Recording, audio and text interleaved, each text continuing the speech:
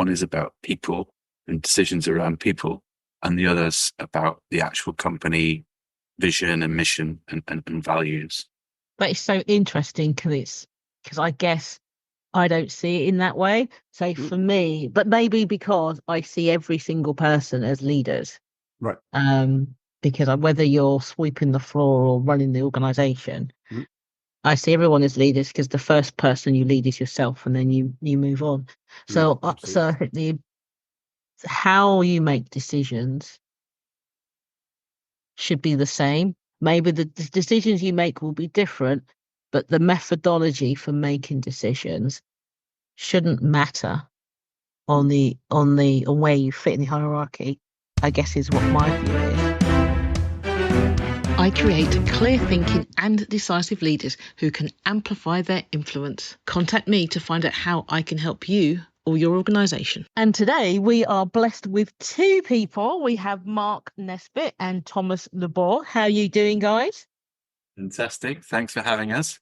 Very good. Thank You're you. welcome. First of all, I'm going to pick on you, Mark, because you've got a very broad smile on there. Tell me, what makes you giggle? What makes me giggle? Actually, the silliest things make me giggle. So, yeah, if I find myself, walking down the street and I see someone wearing cool clothes, that'll just put a smile on my face. Do you ever tell them they're looking cool? Definitely, especially if they've got like colored hair or something like that.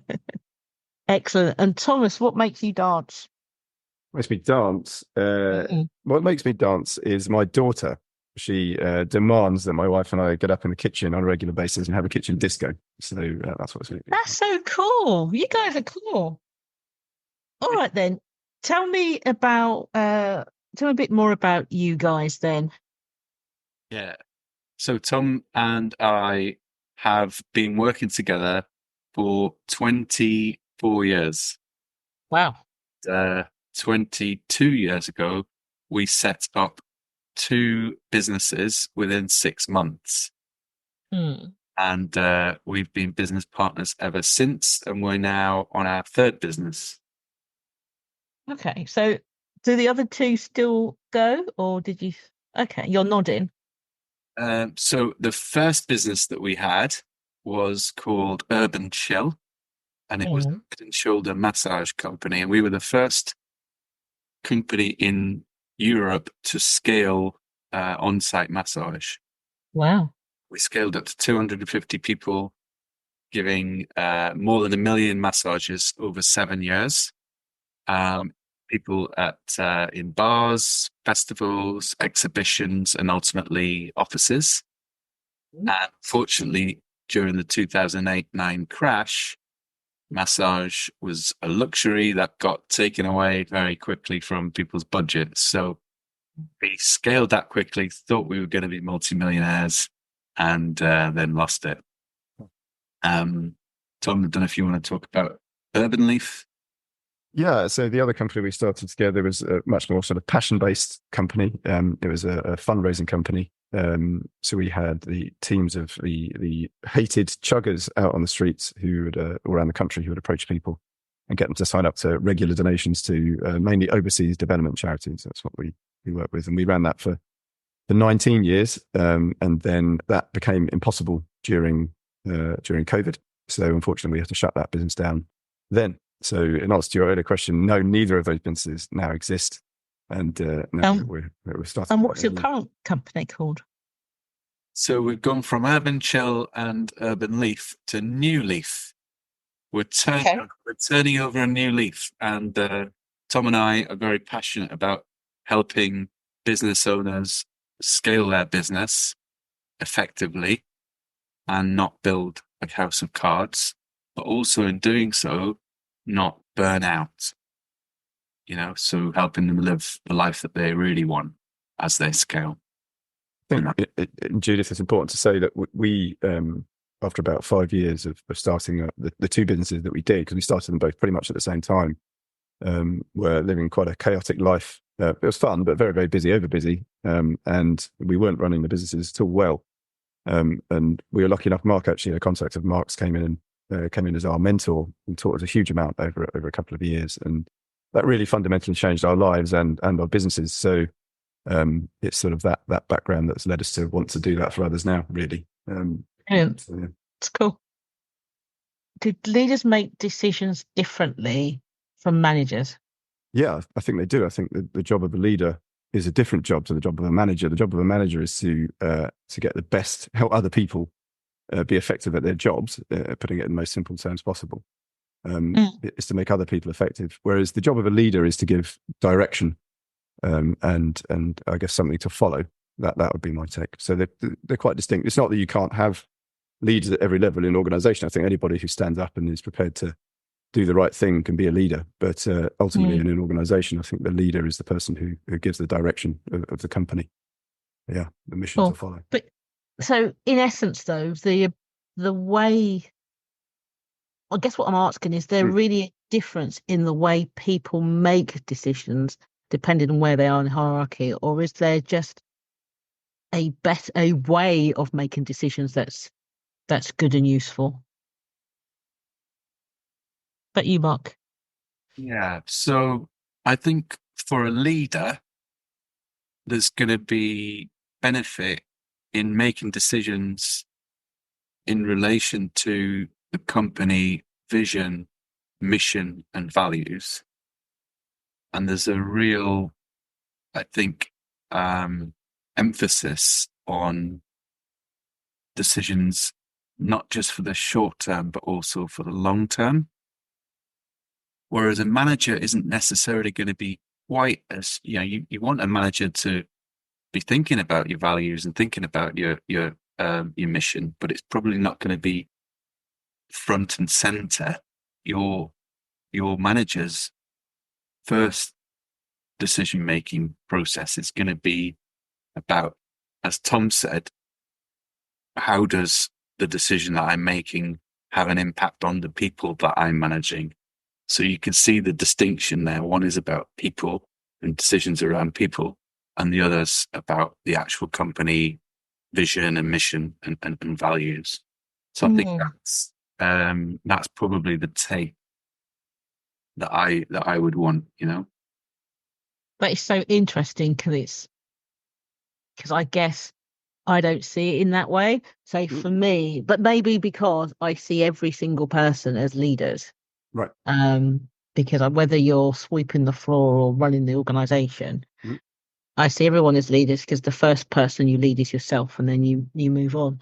So, so I think how you make decisions should be the same. Maybe the decisions you make will be different, but the methodology for making decisions shouldn't matter on where you fit in the hierarchy, I guess is what my view is. But I know that you have like a decision-making protocol. Is that like a methodology? Could you talk me through that? Yes. So the methodology for that actually came back, to the beginning when we were working with the mentor.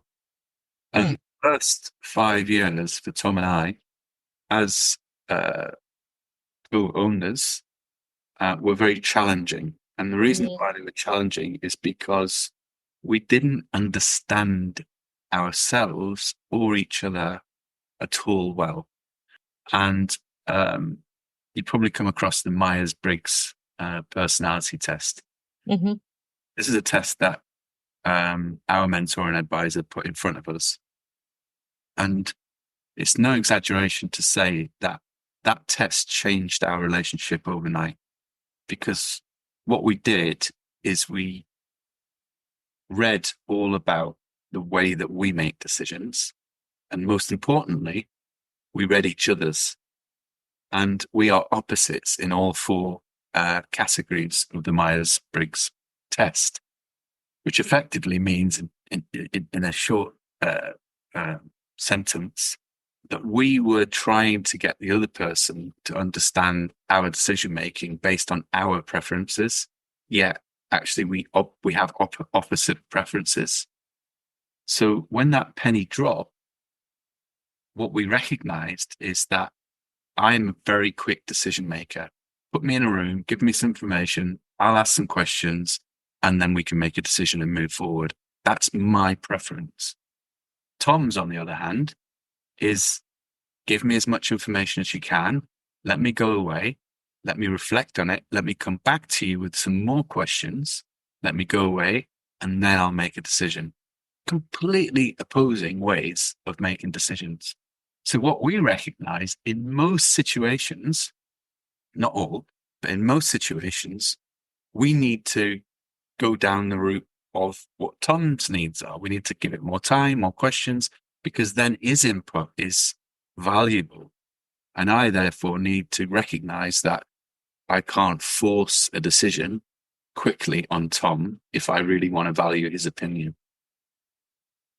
All right, okay, thank you for that. So, Mark, what's the protocol? So, is the protocol around your different styles, or is there something that many people could follow who's listening in? Yes. So the protocol is not to leave a meeting with a decision unless it's absolutely necessary that you have to make a decision in that meeting. And that protocol will allow for those people in that meeting who operate more like Tom, who can't think about, making decisions on the whole.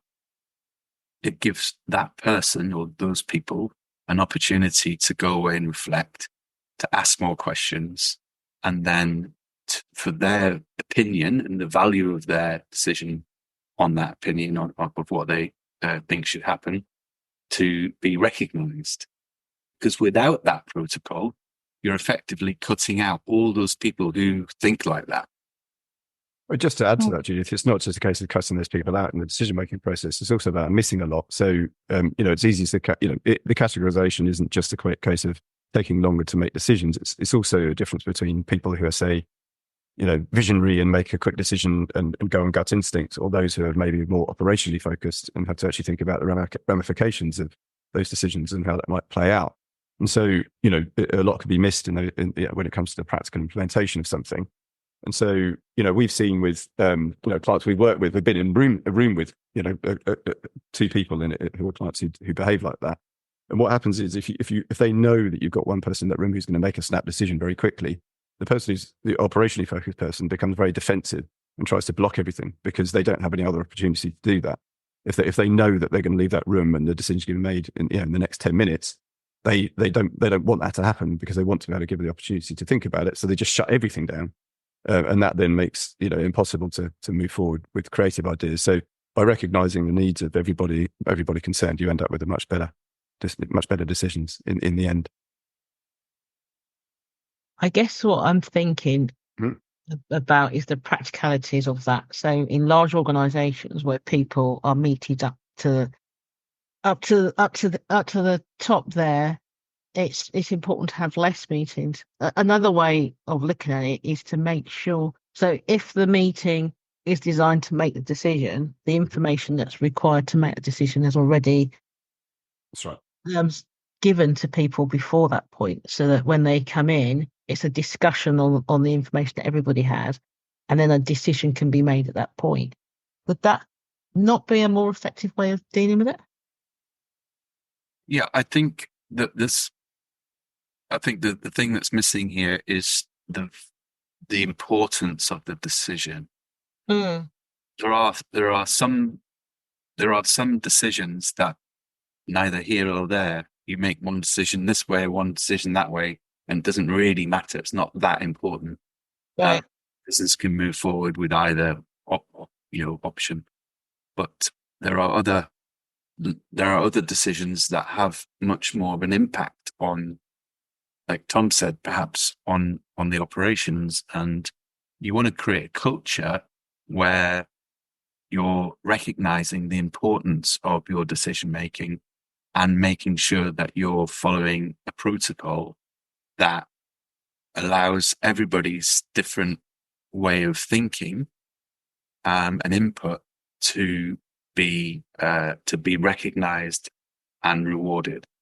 And there's no doubt that and I'm just thinking about your example, if we were going into a meeting with lots of information to then discuss, I know that Tom would want to then reflect on that discussion before then having any more opinions. Whereas I would be very happy to take that information and make a decision, move on. So if that ultimate decision is very important for the business, you wouldn't want to just have a meeting and say, we need to make a decision in this meeting. Does that make sense? Yeah. I guess I'm sitting there thinking about all the permutations. So, for example, as we know, extroverts and introverts, which you would have discussed a lot when you're doing your Myers-Briggs, make decisions in different ways. Neurodiverse people make decisions in different ways as well. You may have somebody who may have ADHD and wants to make a rash, impulsive decision, which you may want to slow down. You may have somebody who's autistic who would prefer longer time to process it to make a decision. So, yeah, I think we do need to factor in different people's learning styles and processing styles. I guess what I'm struggling against is a hard and fast rule that says we don't make decisions straight away, even if we have all the. I'm just going back to my times, on the exec team and thinking how practical that is. I guess it depends on what's the go back to what's the purpose of the meeting. So lots of organisations use meetings as a talking point, but not an action point. So you constantly have cascades of meetings forever. And organisations that work really well tend to have a meeting or two meetings where a decision is made because all the pre-work has been done. So if two departments need to agree, they've met separately and had a discussion and they found out the information so that, as an exec team, you're a decision-making force, but you're efficient in it because all the discussion has taken place, I guess. So I don't know. I think that's it for me, really, is just, being the maverick, I don't like hard and fast rules. It's probably why I'm kicking. So it's no reflection on you. It's just my natural tendency to kick when someone tells me this is the way it has to be done. And I just sort of thinking about the different ways of doing it. Is that the only protocol you came up with, or was there more? So go on. Do you want to? Well, I was going to say, I mean, we definitely don't have a hard and fast rule about it. As Mark said, it totally depends on the nature of the decision. And I have to say that, Mark and I are great believers in having, sort of, I guess, rules of thumb that we use. And certainly, a company's, vision, for example, or specific mission is very useful in that regard because, there are certain decisions that take me no time at all to decide because if something doesn't fit with the mission or the vision of what we're trying to achieve, then it takes me seconds to recognize that it doesn't. So, it's only when you're talking about something that is maybe more more detailed in it, in terms of how it might pan out. And as you say, of course, the more preparation, the better. Importantly, I mean, obviously, you're talking about exec teams. We always operate as well with what we call freedom within a framework. So we try, we try to give, whenever we have run a company in the past or advising anyone, to give a lot of autonomy to people at every level of an organisation. And so, you give people a clear framework in terms of what their job is, and then you let them run with it. And you're there then as advice, but they still in that role have the decision making. And that's that's it really. So that process can be very, very quick in terms of decision making at different levels. That makes sense. Let's listen to a quick advert. The Maverick Paradox. Judith Germain is an author, speaker, consultant, mentor and trainer, and the leading authority on Maverick leadership. She is the founder of the Maverick Paradox, which supports organizations to enhance their leadership capabilities and to help business owners develop and grow their businesses. Judith enables individuals, business owners, and organizations to improve their impact and influence. She is also HR Zone's leadership columnist, and her expert opinion has appeared in national, international, and trade press. Welcome back to the Maverick Paradox. This is the podcast for the pathologically curious. One of the other things, Judith, is sometimes when you're either firefighting something, which I understand happens on a regular basis, or the opposite, where this opportunity comes in, and it's being driven by a quick decision-making process. In either of those scenarios, Tom and I recognized that actually we need to make a decision quickly without all information. And because we trust in each other, Tom will say, you just need to go with what you think. I can't, we haven't got time for me to get all the information for me to be comfortable to really have a good view on this. So you're going to have to lead on the decision making. And I think that's quite an interesting way that we work, that, we can swing between, if it's an important decision that we can have time to make, we do it in the sort of methodology we talked about earlier on. But also we recognize that sometimes that's not practical, in which case I can make the decision without Tom needing all the time and the information, because then we lost the opportunity or the fires. Yeah. So I think that's a good point. I think the key really is understanding the different ways that people process things and to be adaptable to that, mindful of the circumstances. And if you work well as a team, then you know which person to leave with that decision, because that's in their wheelhouse, and you know that you can deal with whatever consequences that come out from that. I think that's really, really key. And it's a bit like, if I'm designing a training program or something, I deliberately design my program to reflect all the different types of learning styles, because it's no point in me designing a program based on how I want to learn. That's right. Because I am only one type of individuals, and there'll be others that will want something different. And what you're suggesting there is no different. So I know you sort of help people to scale. So how do you advise that in terms of decision making? Because obviously there's lots of decisions that need to be made when scaling. So how do you help people with those decision making? Well, it's definitely only the big decisions we help people make. I mean, that I think that's important to say from the start. We don't get involved with the sort of fine grained stuff. Importantly, really, because we're there to help people learn principles, not deal with individual problems. And what we try and help people with to begin with, and we alluded to earlier, is if they don't yet have it, then work it out, and if they do have it, then recognize the value of it as having a very clear mission and a clear vision and a clear set of values in which to operate, because that framework then helps every other decision that's made in the organization when it comes to strategy, or in terms of who they're going to take on, or whether someone's behaving in the right way, or the systems and processes you're putting in place. Because if those things aren't aligned with those three things, the very sort of bedrock of why you exist, then they're always going to be bad decisions, always.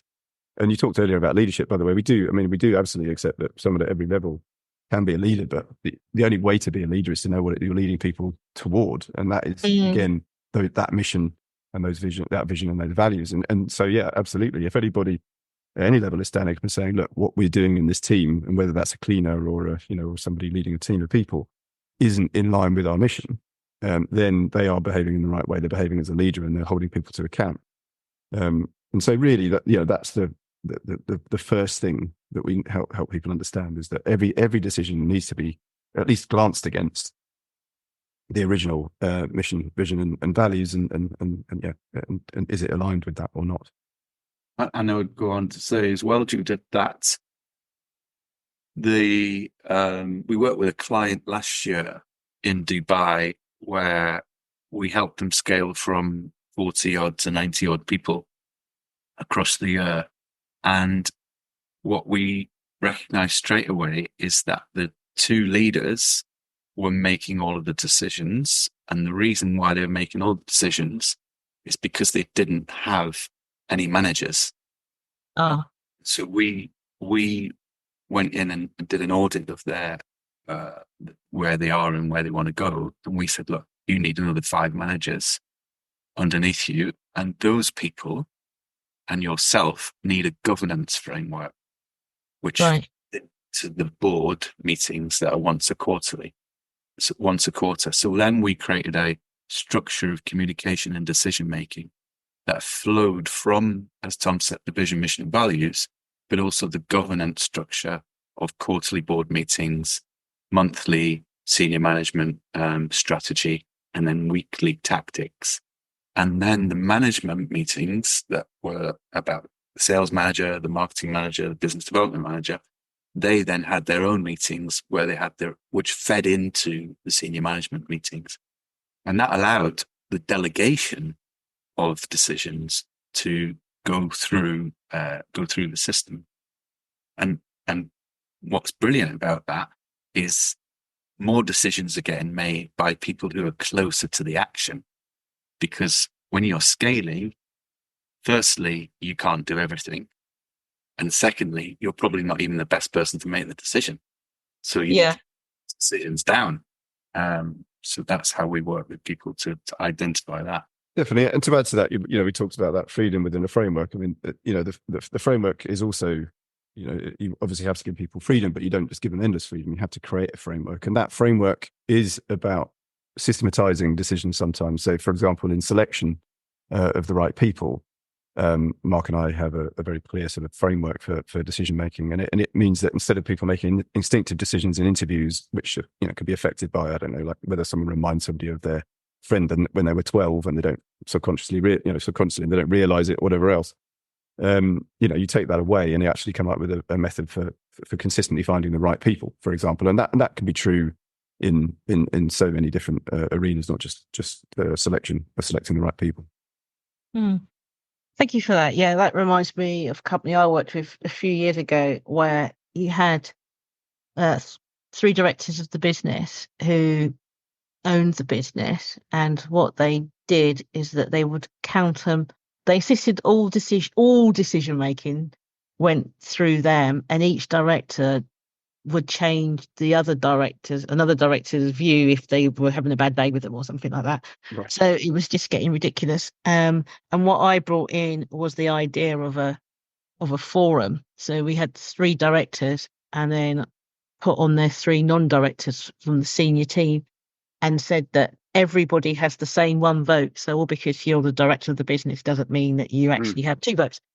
And then we had a quorum, so that decisions could be made of a smaller number of people with some key, but not these type of decisions, and that made a huge difference. And I set up like a forum email address so that the directors still felt they saw everything, because everything was still emailed to the forum, but they weren't making the decisions. So the director responsible for the department could make the decisions in their own department rather than having the MD say no if it's something basic, And that, as I said, in terms of decision making, that made such a huge difference, because key decisions were made a lot faster, and then also they got the views of people who weren't directors but were actually running big parts of the organisation. So it was quite useful. Mark and Tom, it was really great to have you on. Is there any last words that you want to add before we close for today? Yeah, I think it's a real pleasure to discuss anything to do with leadership and decision making. I think it's critical. I think that leaders having an increased self-awareness, and with that self-awareness, then helping other people increase their self-awareness, is the foundation for improving decision making. Cool. Thank you. Thank you. And thank you out there for tuning in to the Maverick Paradox podcast. I am your host, Judith Germain, and I hope you've enjoyed today's conversation. The Maverick Paradox Magazine. The Maverick Paradox Magazine is for the pathologically curious. Written by a swagger of socialized mavericks who are divergent thinkers, the magazine tackles the biggest issues affecting maverick leaders today. You might be a business owner or a leader within an organization who wants to have your thinking challenged, to be exposed to a diversity of thought, or to learn from diverse experts in their fields. If so, the Maverick Paradox Magazine is for you.